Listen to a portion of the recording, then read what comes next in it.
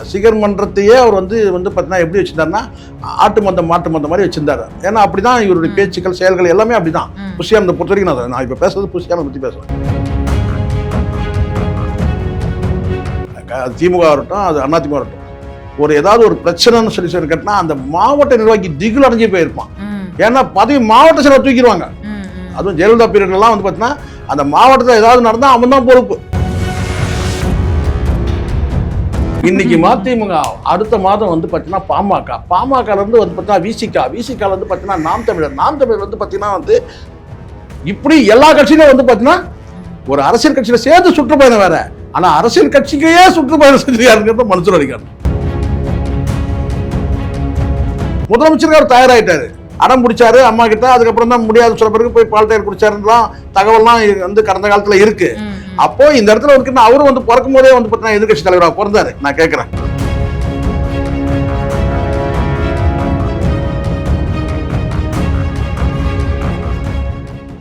நேயர்களுக்கு வணக்கம். நிகழ்ச்சியில் சிறப்பு விருந்தினராக மூத்த பத்திரிகையாளர் அரசியல் விமர்சகர் திரு ஜேக்வர் ஜெய்சங்கர் இணைந்திருக்கிறார். பேசலாம். வணக்கம். வணக்கம் மேடம். வணக்கம். வணக்கம். தமிழ்நாட்டில் நிறைய சம்பவங்கள் நடக்குது. அதாவது நம்ம சீரியஸாக நம்ம கவலைப்படக்கூடிய நிறைய சம்பவங்கள் நடந்துக்கிட்டு இருக்கு. கிட்டத்தட்ட 200 தாண்டி போயிடுச்சு. பெண்கள் குழந்தைகளுக்கு எதிரான குற்றங்கள், கொள்ளைகள்லாம் நிறைய நடந்துகிட்டு இருக்கு.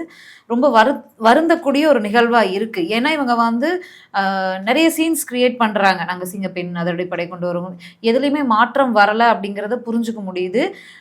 இதை விட ஷாக்கிங் என்னன்னா, இதுக்கு முன்னாடி ஆட்சியிலலாம் வந்து ஆளுங்கட்சியாக இருக்கிறவங்களோ இல்லை பிரதான எதிர்கட்சியை சேர்ந்தவங்களோ பாலியல் குற்றங்கள்ல 1-2 வரும், அதுவே பெரும் இதுல போய் முடியும். அதிமுக ஆட்சி மாற்றத்திலே போய் முடிஞ்சது. இப்போ வரக்கூடிய பல சம்பவங்கள்ல ஆளுங்கட்சியா இருக்கக்கூடிய நிர்வாகிகளே சம்மந்தப்பட்டிருக்காங்க. அப்படிங்கும்போது இன்னைக்கு ஜெயிலையும் பலர் இருக்காங்க. ஸோ அப்படிங்கும்போது ரொம்ப வருத்தமா இருக்கு. நம்ம இப்படி பேசிட்டு இப்படி போயிட்டு இருக்கும்போது ஆதரவாளர்கள், நெருங்கிய நண்பர்கள் அப்படிங்கிற பேர்ல வந்து நிறைய சம்பவம் பண்ணிட்டு போயிடுறாங்க. விஜய் அவர்களுடைய நெருங்கிய நண்பர் ஸ்ரீமன் ஒரு பேட்டி கொடுத்திருக்காரு, பாத்தீங்களா? அங்க ஒன்றும் இங்க ஒன்றும் நடக்கக்கூடிய மேடம். முதல்ல ஒரு விஷயம் மேடம், இந்த தாவேகா பொறுத்த வரைக்கும், தாவேகா தலைமை பொறுத்த வரைக்கும், விஜய் பொறுத்த வரைக்கும் இந்த வந்து கட்சிக்கும் புதுசு, கட்சிக்கும் வந்து அனுபவம் இல்லை. கட்சியை எப்படி வழி நடத்துறதுன்றது உள்ளபடியே நான் சொல்லிடுறேன். வெளிப்படையா மற்றவங்களுக்கு துணிச்சல் இருக்காது, நான் உள்ளபடியே சொல்றேன். விஜய் பொறுத்த வரைக்கும் ரசிகர் மன்றத்தை யார் மெயின்டைன் பண்ணாங்க? புஷியா வந்து மெயின்டைன் பண்ணாரு. விஜய் மக்கள் இயக்கத்தை யார் மெயின்டைன் பண்ணாங்க? எஸ்எஸ்சி பண்ணாரு. இப்ப நான் சொல்ற முதல்ல இருக்க விஜய் மக்கள் இயக்கம், அதுக்கு பிறகு வந்து அதையும் கூட வந்து புஷியானந்த் பண்ணாரு. அப்போ புஷியானந்த் கிட்ட என்ன வந்து அடிப்படை என்ன அறிவு இருக்கு, புரிதல் இருக்கு? ஒரு ரசிகர் மன்றத்தையும் ஒரு விஜய் மக்கள் இயக்கத்தையும், ரசிகர் மன்றத்தையே அவர் வந்து பார்த்தீங்கன்னா எப்படி வச்சிருந்தாருன்னா ஆட்டு மந்தம் மாட்டு மந்தம் மாதிரி வச்சிருந்தாரு. ஏன்னா அப்படிதான் இவருடைய பேச்சுக்கள் செயல்கள் எல்லாமே அப்படிதான். புஷியானந்தை பொறுத்த வரைக்கும் நான் இப்போ பேசுறது புஷியானந்தை பற்றி பேசுவேன், விஜய் பற்றி பேசவே இல்லை. விஜய் வந்து பார்த்தீங்கன்னா சினிமாவில் வந்து நடிக்கிறதுக்கு அவர் இன்னைக்கு வெளிநாட்டில் இங்கே ஒரு ஷூட்டிங்ல இருப்பார், நாளைக்கு இன்னொரு இடத்துல ஷூட்டிங் இருப்பாரு. அங்கே வந்து பார்த்தீங்கன்னா வந்து ஒரு தனிமைப்படுத்தப்பட்டு தான் இந்த மக்கள்கிட்ட இருந்து தனிமைப்பட்டு தான் இருக்கிறாரு. அப்போ இந்த ரசிகர் மன்றங்களை வந்து யார் ஒருங்கிணைக்கிற இடத்துல பண்ணா புஷியானந்த் பண்றாரு. அந்த ரசிகர் மன்றமும் விஜய் மக்கள் இயக்கமாக போது எஸ்ஏசி பண்ணுறாரு. அதுக்கு பிறகு எஸ்ஏசிக்கும் அவருக்கும் ஒரு கருத்து முரண் வருது. அதுக்கு பிறகு தான் வந்து அந்த விஜய் மக்கள் இயக்கத்தை விஜய் நேரடி கண்காணிப்பு. ஆனால் விஜய் நேரடி கண்காணிப்புன்றதை விட புஷியானந்த் கண்ட்ரோலில் இருக்குது. இது இவ்வளோதான். அப்போது இதை கடந்து அரசியல் கட்சியாக மாறும்போது வந்து பார்த்தீங்கன்னா அந்த அரசியல் கட்சியை வழி நடத்துகிற அளவுக்கு பார்த்தீங்கன்னா வந்து புஷியானந்துக்கு அந்த கேப்பபிள் கிடையாது. அப்போது புஷியானந்துக்கே அந்த அனுபவம் இல்லைன்னு பார்த்தீங்கன்னா, அனுபவம்னே சொல்லலாம், கேப்பபிள்னா கோவம் வந்துடும் உங்களுக்கு, அனுபவம். அப்போது அரசியல் கட்சி நடத்துறதுக்கு வந்து பார்த்தீங்கன்னா அங்கே இருக்கிற வந்து புஷியானந்துக்கே அனுபவம் இல்லும் போது மீதி இருக்கிறாங்க இருந்து பார்த்தீங்கன்னா வந்து விஜய்க்கு மட்டும் எப்படி இருக்கும்னு நீங்கள் எதிர்பார்க்குறீங்க? அரசியல் கட்சிக்கும் புதிது, அனுபவம் இல்லைன்னு நான் சொல்கிறேன். ஒரு அரசியல் கட்சி உருவாக்குறீங்க, அங்கே எல்லாத்தையும் ஸ்ட்ராட்டஜிஸ்ட் தான் பண்ணுறாரு. அங்கே எக்ஸிக்யூட் பண்ணுற இடத்துல இருக்கிறது யார் பண்ணுவாங்கன்னு கேட்டால் ஸ்ட்ராட்டஜிஸ்ட் பண்ண மாட்டாங்க. ஸ்ட்ராட்டஜிஸ்ட் வந்து ஒன்லி வந்து வியூகத்தை அமைக்கிறது மட்டும்தான், அரசியல் வியூகங்களை அமைக்கிறது, அரசியல் கட்சியை வந்து வடிவமைக்கிறது, இதை தான் பண்ணுறாங்க. அதாவது செயலாக்கத்துக்கு கொண்டு வரது யார்? அந்த செயல்படுத்துறது அத்தனையுமே வந்து அங்கே இருக்கிற புஷியானந்த் தான் பண்ணுறாங்க. அப்போது புஷியானந்தாக இருக்கட்டும், விஜயா இருக்கட்டும், அங்கே யாரும் வந்து பார்த்தீங்கன்னா அனுபவம் இல்லாதவர்கள் அத்தனை பேருமே. அப்போ அவங்க வழிநடத்தக்கூடிய கட்சி எப்படி இருக்கும்? அங்கே இருக்கிற மாவட்ட நிர்வாகி எப்படி இருப்பாங்க? அப்போ மாவட்ட நிர்வாகி தான் மாவட்டத்தில் இருக்கக்கூடிய நிர்வாகிகளை வந்து கண்ட்ரோல் வச்சிருக்குது. அங்கே மாவட்ட நிர்வாகிகள் வந்து பார்த்தீங்கன்னா யாருமே கண்ட்ரோல் இல்லை. அவன் இஷ்டத்துக்கு என்ன செய்யறான்னு கேட்டிங்கன்னா, பாலியல் குற்றமாக இருக்கட்டும், எல்லா குற்றத்தையும் மற்றவங்க விடக்கூடாதுன்னு நினைக்கிறான். எல்லாமே நாங்களே பண்ணோம். இதை இன்னொரு கட்சிக்கெல்லாம் வந்து அந்த வாய்ப்பே தரக்கூடாது, நாங்களே பண்ணிக்கிறோம். அப்படிதான் இருக்கு. இப்போ மற்ற கட்சிகள் நீங்க எந்த கட்சி நீங்க எடுத்தாலும் பார்த்தீங்கன்னா அரிதும் அதுதான் நடக்கும். இது மாதிரி ஒரு மாவட்ட ஏது வந்து எங்க தாவேக்கள் மட்டும் தான் இது நடக்குதா, ரொம்ப ரேரஸ்ட் யாராவது நடக்கும், உடனே அவங்களுக்கு மெம்பர் நிற்கிறான். இங்க அப்படி கிடையாது. இவன் பண்ண பிறகுதான் அவன் தாவேக்களை இருக்கிறானே தெரியுது. அதுக்கு பிறகுதான் மாவட்ட நிர்வாகிகிட்ட கேட்கறாங்க, யாருப்பா அவன் அப்படின்னா, அவர் வந்து நம்ம கட்சியில தான் இருந்தாருன்னா, அப்ப அவனை நீக்கு. இது குற்றம் செஞ்ச பிறகு அவன் நீக்கிரு.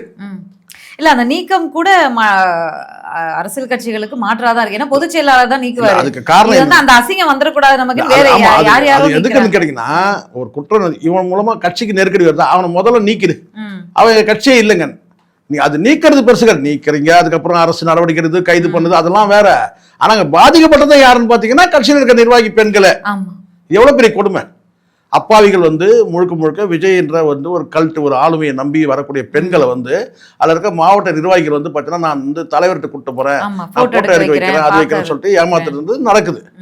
அப்போ இந்த இடத்துல வந்து என்ன பிரச்சனை கேட்டீங்கன்னா, அந்த கட்சியை வழி நடத்தக்கூடிய அந்த அந்த கட்டமைப்பை உருவாக்கி கண்ட்ரோல்ல வச்சிருக்கக்கூடிய நிர்வாகிகள். இப்போ உங்களுக்கு தெரியும், திமுக இருக்கட்டும், அது அதிமுக இருக்கட்டும், ஒரு ஏதாவது ஒரு பிரச்சனைன்னு சொல்லி கேட்டா அந்த மாவட்ட நிர்வாகி திகில் அடைஞ்சு போயிருப்பான்.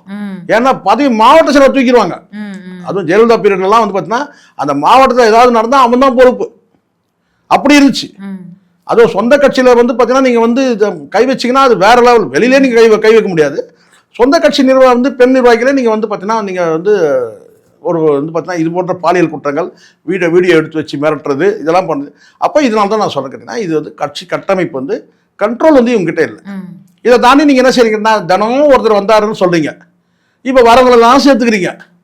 புரியுங்களா? ஏற்கனவே இப்போ பாருங்களேன், இந்த தாவேக கட்சிக்கு வந்து பார்த்தீங்கன்னா ஒரு நெகட்டிவான பின்னடைவு இனிமேல் வரப்போகுதுன்றதுக்கு ஒரு சமிக்கை தான் வைகோ வந்து கூட சேர்த்துக்கிட்டு தான் கிட்டத்தட்ட ஆதரிக்கிறார். அது வைகோ ஆதரிச்சாலே சென்டிமெண்டாவே உங்களுக்கு தெரியும். வைகோ வந்து கூட சேர்த்தா என்ன நடக்கும்ன்றது வந்து நல்லா தெரியும். எப்போ வந்து வைகோ வந்து திமுக தலைமை பாருங்க, அவங்களுக்கு எப்படி வந்து அவங்களுக்கே தெரியாம ஆப்புல இறங்கி இருக்கிறாங்கன்னு தெரியும். திமுக தலைமை சொல்றேன், வைகோக்கு எப்பவுமே வந்து பார்த்தீங்கன்னா நீங்க வந்து தனிச்சின்னம் கொடுத்துடணும்.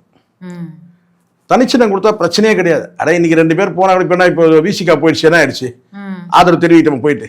தனிச்சின்னம் கொடுத்தா பிரச்சனை கிடையாது. என்னைக்கு வந்து பார்த்தீங்கன்னா உதயசூரியன் சின்னத்தில் வந்து பார்த்தீங்கன்னா வந்து மதிமுக கொடுத்தாங்களோ அன்னைக்கு அங்க காலியாக ஆரம்பிச்சாங்க. இது நீங்க கூட்டணி கேட்கறது, கூட்டணி கொடுக்கறதே பெரிய விஷயம்.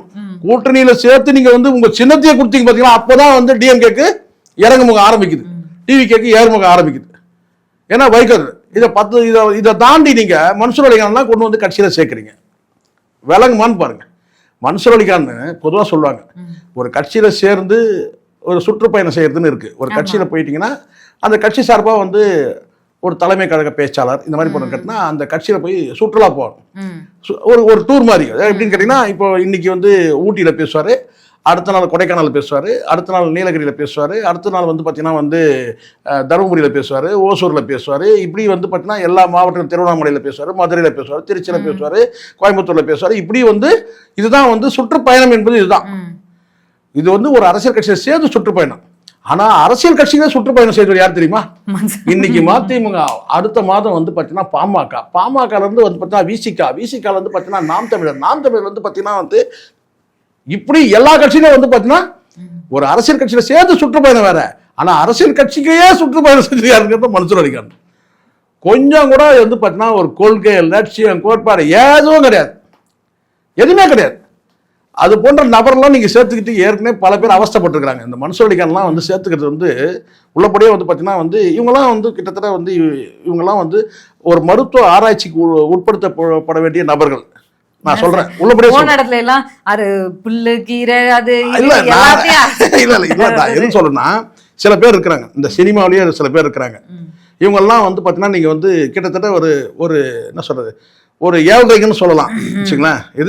இதெல்லாம் வந்து கிட்டத்தட்ட சனியனுக்கு தான். இந்த சினிமாவில் இருக்கிற பல பேரோட அந்த பல பேர் சில பேர் வந்து பார்த்தீங்கன்னா எந்த கட்சியிலும் போய் நிம்மதியாக இருந்து அந்த கட்சி தலைமைக்கும் நிம்மதி இருக்காது. போய் சேர்ந்துட்டா அங்கேயும் வந்து பார்த்தீங்கன்னா யாருக்குமே நிம்மதி இருக்காது. அந்த மாதிரி நபர்கள் தான் இப்போ மன்சூர் அலிகான்லாம் கிட்டத்தட்ட அப்படிதானே. பாட்டாளி மக்கள் கட்சி இருக்காரு, நாம் தமிழர், எங்கேயுமே இருக்க முடியல.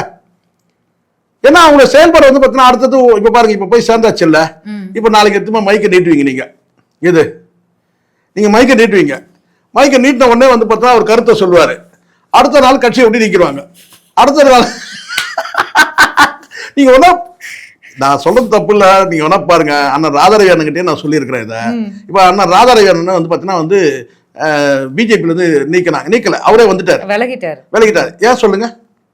அவருக்கு பொருந்தலாங்க, அவரால கண்ட்ரோல்டா பேச முடியாது, கண்ட்ரோலா பேச முடியாது. ஒரே மேடம் தான் மைக்க பிடிச்சாரு. எல்லாரும் கேட்டீங்கன்னா 2 பேரும் அக்யூஸ்டுங்கன்னாரு. யார? மோடி அமித்ஷாவையும் அக்யூஸ்டுங்கன்னாரு. அவ்வளவுதான், முடிஞ்சிச்சு. அன்னைக்கே வந்து பாத்தீங்கன்னா ஒண்ணு நீங்க போறீங்களா இல்ல நாங்களே அனுப்பட்டுமா. அந்த அவர் சொல்றாருப்பா வாழப்பா நானே கிளம்புறேன். இது அண்ணாமலை சொல்லிட்டே கிளம்புனார். நான் கிளம்புறேன் அண்ணா, ரொம்ப நல்லதுன்னா பண்ணுங்கண்ணே, ஏன்னா நானும் கொஞ்ச நாள் கழிச்சு கிளம்ப போறேன். இவனுக்கிட்ட என்னாலே முடியல. இது அண்ணாமலை தான், இவனுக்கிட்ட என்னாலே முடியல, வாயை கண்ட்ரோலா வச்சிருக்க முடியல, உங்களால எப்படி முடியும் இல்லையா? அதனால நான் சொன்னேன் நல்லபடியா. அது மாதிரி இப்போ ராதாரவியா இருக்கட்டும், இவங்க யாருமே வந்து பாத்தீங்கன்னா ஒரு கட்சியில வந்து பாத்தீங்கன்னா பயணிக்கிற அளவுக்கு வந்து பாத்தீங்கன்னா அவங்களுக்கு அந்த பொறுமையும் நிதானம் இல்லை. ஏன்னா மிதமிஞ்சிய வயசாயிடுச்சு. பேச்சுக்கள் வந்து பாத்தீங்கன்னா பேச்சு சுதந்திரத்தை அதிகமா விரும்புறவங்க, கருத்து சுதந்திரம். அப்ப நீங்க வந்து கருத்து சுதந்திரம்னா நீங்க உங்க சொந்த கட்சியில சொல்லலாம். இன்னொரு கட்சியில போய் உட்காந்துட்டு நீங்க மைக் நீட்டும் போது வந்து பாத்தீங்கன்னா நீங்க எக்கத்தப்பா ஏதாவது பேசுனீங்கன்னு வச்சுங்க, இது அவ்வளவுதான், முடிஞ்சிச்சு. இப்போ இவங்களாவது கட்சி தொடர்பா தலைவர்கள் தொடர்பா பேசுறாங்க. இப்ப தமிழ்நாட்டுல கிட்டத்தட்ட 200க்கும் அதிகமான சம்பவங்கள் நடந்திருக்கு. ஒரு பெண் குழந்தை இறந்தா கூட அது உயிர் தான். 3 வயசு குழந்தை எல்லாம் இறக்குறது அப்படிங்கிறது வந்து அதுவும் அவ்வளவு கொடூரத்தை அனுபவிச்சு அப்படிங்கிறது வந்து ரொம்ப கொடுமையான விஷயம். அங்கொன்னு இங்கொன்னும் நடக்குது, உட்காந்து 200 சேனல்ல வந்து பேசி வீடியோ எடுத்து பப்ளிஷ் பண்ணிடுறாங்க அப்படின்னு சொல்லி பேசுறத நார்மலைஸ் பண்ண பாக்குறத நம்ம எப்படி வந்து அந்த பர்சன் எப்படி அவருக்கு குடும்பம் இருக்கும்ல, இவங்க நினைக்கிறாங்கன்னா டேமேஜ் கண்ட்ரோல் ஒன்று இருக்கு மேடம். இப்போ வந்து ஒரு சம்பவம் நடந்துடுச்சு, இந்த சம்பவத்தை வந்து பார்த்தீங்கன்னா எப்படி மடைமாற்றம் செய்யறது, மக்கள்கிட்ட போய் வந்து எப்படி இது வந்து ரீச் ஆகாம தடுக்கிறது, இந்த வேலையை தான் வந்து டிவிக்கில் செய்யறாங்களே தவிர சட்டப்பூர்வமா ஒரு நடவடிக்கை எடுத்து அதன் மூலமா வந்து டேமேஜ் கண்ட்ரோல் ஒன்று இருக்கு. சட்டப்பூர்வமா நடவடிக்கை பாருங்க, இந்த மாதிரி நடவடிக்கை எடுத்த இதெல்லாம் நடந்திருக்குன்னு. இப்போ நேற்றைய தினம் நீங்க பேசுறதெல்லாம் பாத்தீங்கன்னா அவங்க சைட்ல இருந்து சொன்ன உடனே வந்து பார்த்தீங்கன்னா நமக்கு அப்படியே புல்லரிச்சு அப்படின்னு கேட்டீங்கன்னா, சிங்கப்பெண் படை வந்து முதல் முறையாக வந்து நடவடிக்கை எடுத்திருக்காங்க, ஒரு பெண் குழந்தையை மீட்டு இருக்கிறாங்க, அதெல்லாம் சொல்றேன். நீங்க ஒரு சம்பவத்தை மட்டும் வச்சு பேசக்கூடாது, இங்க எவ்வளவு சம்பவங்கள் இருக்குன்னு பாருங்க. கிட்டத்தட்ட வந்து பட்டியல் போடுறாங்க, 109 பாலியல் குற்றங்கள் நடந்திருக்கு அப்படின்னு சொல்றாங்க. ஆமா, குழந்தைகள் மட்டுமே 30 பேர். அதுல 109 பாலியல் குற்றங்கள், அதுல வந்து 30க்கும் மேற்பட்டவர் வந்து சிறார்கள், சிறுமிகள் சொல்றாங்க. அப்போ இதை நீங்க எப்படி பார்ப்பீங்க? 150 கொலைகள் நடந்திருக்குன்றது எப்படி பார்ப்பீங்க? எப்பவுமே நான் ஒரு விஷயம் சொல்றேன் மேடம், இந்த இடத்துல நமக்கும் கூட கொஞ்சம் அகண்ட பார்வை வேணும். இந்த அரசுக்கு இருக்கா இல்லைன்றது எனக்கு தெரியல. இந்த அரசு அதை பத்தி யோசிக்குதான்னு தெரியல. முதல்ல யோசிக்கணும். முதல்ல ஒரு துறையை வந்து உள்துறை வந்து இவங்க கையில வச்சிருக்காங்கன்னா கண்டிப்பா முதலமைச்சர் தான் அதை யோசிக்கணும். ஏன்னா வந்து முதலமைச்சர் துறை அது அதிகாரிகளோட டிஸ்கஸ் பண்ணி இதை என்ன பண்றதுன்றதை அவர் தான் பண்ணணும். மற்ற துறையை பண்ண முடியாது. இப்போ 63 வந்து 67 வரைக்கும் வந்து பாத்தீங்கன்னா கக்கன் வந்து உள்துறை அமைச்சரா இருந்தார். அப்ப வந்து பாத்தீங்கன்னா வந்து ஒரு உள்துறைக்கு ஒரு தனி அமைச்சரே இருந்திருக்கிறாங்க. கடந்த காலத்துல காங்கிரஸ் ஆட்சி காலத்துல உள்துறை அமைச்சரா கக்கன் இருந்திருக்கிறார் 63 இருந்து 67 வரைக்கும். இங்க தனியா உள்துறை அமைச்சர் வேணா கூட நீங்க நியமனம் பண்ணிக்கலாம், பிரச்சனையே கிடையாது. நமக்கு அதை பத்தி நமக்கு இங்க வந்து கிடையாது. ஒரு தனி துறை கூட நீங்க ஒரு அமைச்சருக்கு போட்டுருங்க, ஆனால் குற்றங்கள் தடுக்கும். ஆனா இப்ப நான் சொல்றேன் உங்கள்கிட்ட, இது ஒரு சரியான தருணம். உள்துறைக்கு தனியா ஒரு அமைச்சரை போடக்கூடிய வந்து ஒரு கட்டாய நிலை உருவாயிருக்கு. அப்ப உள்துறைக்கு தனியா ஒரு அமைச்சரை போட்டாதான் எவ்வளவுலாம் பின்னடைவு இருக்கு, இந்த உள்துறையில எவ்வளவு பின்னடைவுகள் நமக்கு இருக்கு. இப்ப முதலமைச்சரை பொறுத்த வரைக்கும் பல துறைகள் அவர் கையில இருக்கு. அதுல ஒரு குறிப்பிட்ட துறை வந்து பிரதான துறை உள்துறை தான். அப்ப அது வந்து உள்துறை நம்ம கைக்குள்ள வரணும், நம்ம கட்டுப்பாட்டுல இருக்கணும். நீங்க வந்து முதலமைச்சர் நினைக்கலாம், கடந்த காலத்துல அப்படிதான் நினைச்சுதான் கைக்குள்ள வச்சிருந்தாங்க. காவல்துறை மட்டும் எந்த சூழ்நிலையும் நம்ம விடக்கூடாது, நம்ம கைக்குள்ள இருக்கணும் அப்படின்னு சொல்லிட்டு. ஏன்னா சட்டம் ஒழுங்குன்றது மிகப்பெரிய சவாலான விஷயம். வச்சிருந்தாங்க, அவங்க சமாளிச்சாங்க, அவங்க சமாளிச்சாங்க. இப்ப இங்க சமாளிக்க முடியல, இந்த நிர்வாகம் பண்றதுல நமக்கு ஒரு சிக்கல் இருக்குன்னா அப்ப அந்த உள்துறையை வந்து பாத்தீங்கன்னா ஒரு அமைச்சரை கூட நீங்க தனியா நியமனம் பண்ணலாம்.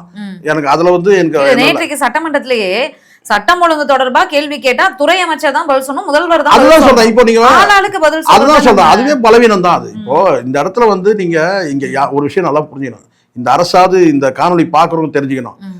முதலமைச்சருக்கு அனுபவமின்மை, ஆனால் ஆதவ் அர்ஜுனாவுக்கும் ராஜ்மோகனுக்குமே அனுபவமின்மை. இதுதான் ஃபர்ஸ்ட் இல்லையா? இதுக்கு முன்னாடி அமைச்சராக இருந்துக்கிறது அனுபவமின்மை. இப்போ இங்க அனுபவம்னா என்ன? ஏற்கனவே ஆட்சி அதிகாரத்தில் சட்டமன்ற உறுப்பினராவது இருந்திருந்தாங்கன்னா அந்த அனுபவம் இருக்கு. யாருக்குமே இங்க அனுபவம், 3 பேருக்குமே அனுபவம் இல்லை. ஆனா அனுபவம் இல்லாத அமைச்சர்களை விட்டு நீங்க பேச வைக்கிறீங்கன்னு சொன்னா அந்த அறிவு கூட இந்த முதலமைச்சருக்கு இல்ல.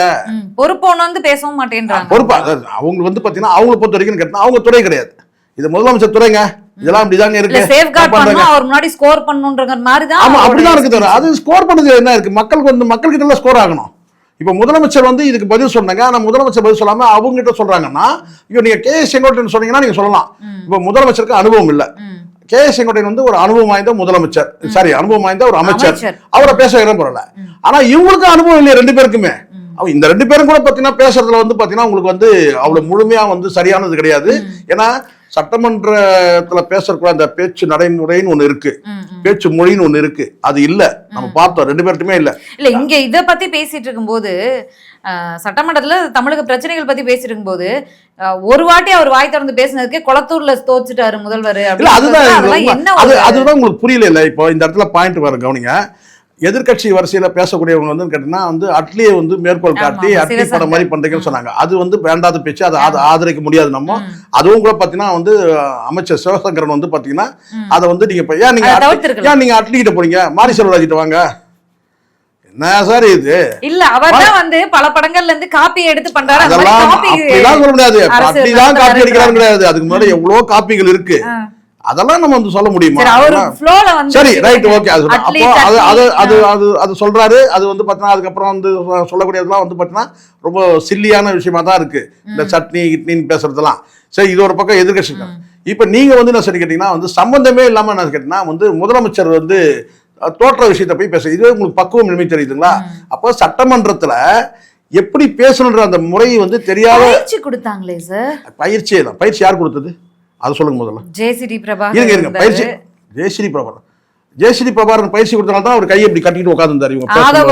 நீங்க பாத்தீங்கன்னா இங்க 2-3 பேருடைய ஆக்ஷன் இப்போ எல்லாருமே முதலமைச்சர்கிட்ட மட்டும் போயிருங்க. நீங்க ஸ்ட்ரைட்டா அவர் முகத்தை பாவனை இப்படி வச்சிருந்தாரு அப்படி வச்சிருந்தாரு. இப்ப நான் கேட்கிறேன், சபாநாயகர் முகத்தையே பாருங்க, எந்த நேரத்துல என்ன நடந்துருமோ. முதலமைச்சர் மு.க. ஸ்டாலின் சொல்ல வந்துட்டாரு அவரு. அதுதான் நான் சொல்றேன் பாருங்க. அதுதான் இப்ப புரியுது. இங்க எல்லாருக்குமே அனுபவம் இருக்கு. இவங்க அத்தனை பேர். இப்ப நான் கேட்கிறேன், எதிர்கட்சி கூட வந்து பாத்தீங்கன்னா உதயநிதி இதுக்கு முன்னாடி எதிர்கட்சி தலைவராக இருந்தாரா?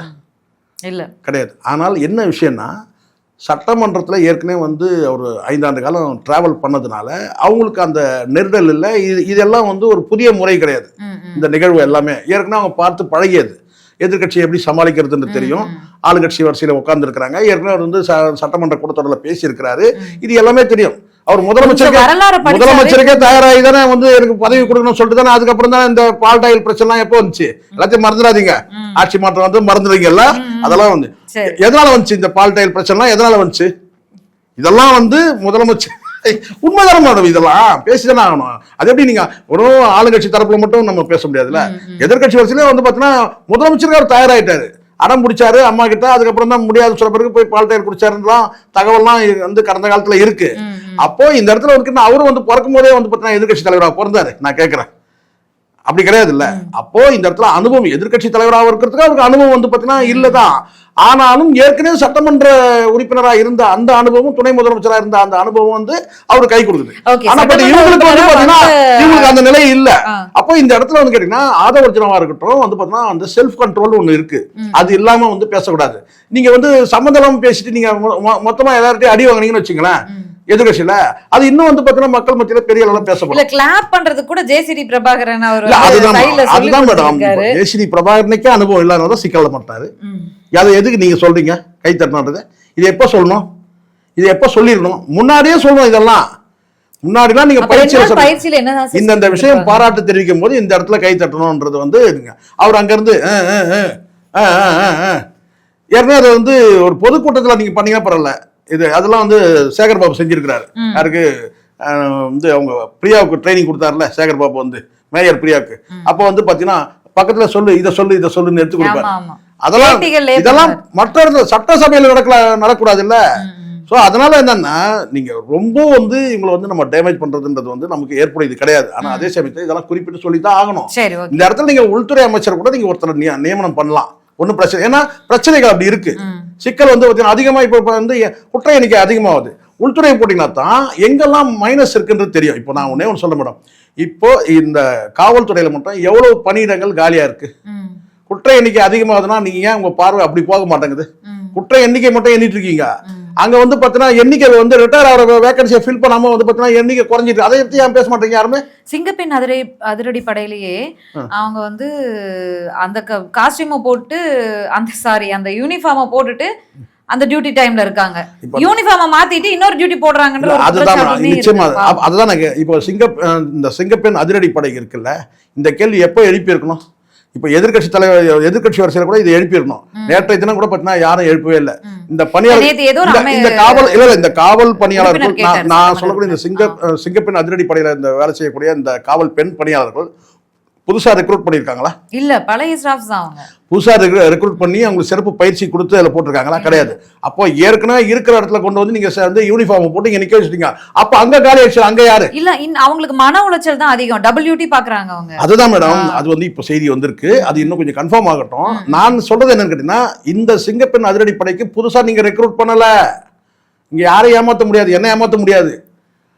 புதுசா ரெக்ரூட் பண்ணல, ஏற்கனவே இருக்கிற இடத்துல கொண்டு வந்து யூனிஃபார்ம் போட்டு இங்க நிக்க வச்சிட்டீங்க. அப்ப அங்க வந்து பாத்தீங்கன்னா வேகன்சி காலி ஆயிடுச்சு இல்ல. ஏற்கனவே அந்த வேலையை செஞ்சிருந்தது யார வந்து பாத்தீங்கன்னா அந்த இடத்துல யாரை போட்டிருக்கீங்க? இப்ப புரியுதுங்களா? இங்க நீங்க முதல்ல நீங்க வந்து காவல்துறையில எவ்வளவு பணியிடங்கள் குற்ற எண்ணிக்கை மட்டும் நீங்க எண்ணினீங்கன்னா எதிர்கட்சியை சேர்த்தே நான் சொல்றேன். நீங்க சொல்றீங்களா 150 பேர். இப்ப நான் கேட்கிறேன், எடப்பாடி சொல்றாரு, கணக்கு சொல்றாரு, 150 கொலைகள் நடந்திருக்கு, 150 பாலியல் குற்றங்கள் நடந்திருக்கு அப்படின்னு. அவங்க 176ன்றாங்க. இப்படி கணக்கு ஏறுது இல்ல. அப்படியே வந்து பாத்தீங்கன்னா உங்க கடந்த காலத்துல நீங்க வந்து எவ்வளவு பணியாளர்கள் நீங்க நியமனம் பண்ணீங்க, எவ்வளவு போஸ்டிங்க சரண்டர் பண்ணீங்க.